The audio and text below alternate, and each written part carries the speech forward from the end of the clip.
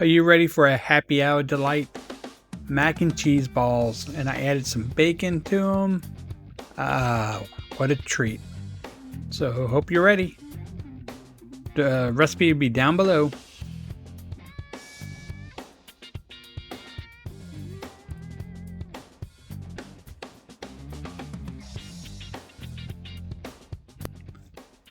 Alright, so today we're making some macaroni and bacon balls.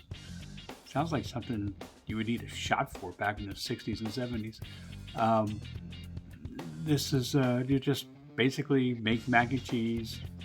I'll show you in the video, but you flatten it out and put it in the fridge for an hour on a cookie sheet, and then you roll them up into balls and bread them and flour them and egg them and deep fry them. So they look like they're going to be pretty good, so let's try them out.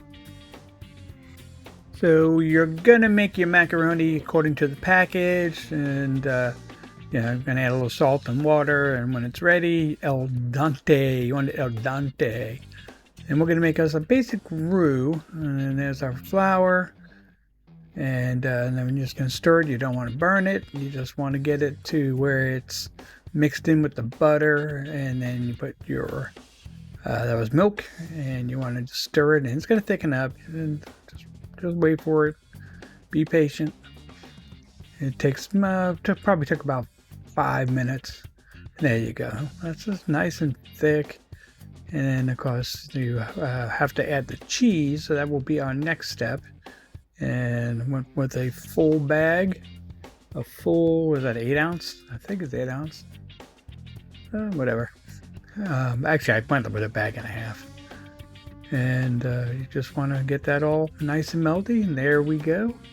And then it's time to add our pasta back in, and we want to get this all nice and coated. You don't want any of it not coated. So come on, Rich, get this thing going.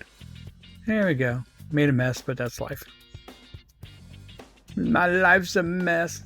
So here we go, and I add my bacon. And just make sure it all was stirred together, and we it doesn't look good. All that bacon, mac and cheese. Yes, sir. Okay, and then we're going to put it on parchment paper on a sheet pan, and you want to make a very thin layer of it, because you have to put it in the fridge and let it harden for a little while. It's not going to get too hard, but you need it to be able to form it into balls at some point. So we just got a nice even layer there, and this is going to go in the fridge. And there we go. We made our little balls, and they weren't as easy as I thought they were going to be. They weren't really holding the shape until I started. I did seasoned flour, eggs, and seasoned, those were potato chips, just regular old potato. Actually, I used onion potato chips. And I had to use the onion potato chips to make sure I just held these things together. I think maybe I needed more egg in the mixture, or I don't know, but anyway, I smushed those things together, and once you start doing that, they held their form.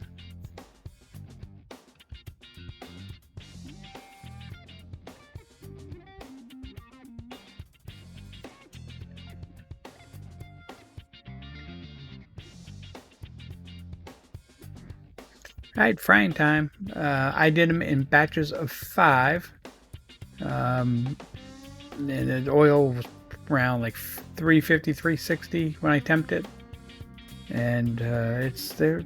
What you want to do is these are already cooked, so you don't want them in there that long. You just want to get them nice and golden brown, and those are looking pretty good. And just keep flipping them, and for some reason that guy doesn't want to flip right. Flip. There they are, nice and golden brown. Look at that. And they were good too. We enjoyed the bacon with the mac and cheese. It was a very flavorful snack for sure.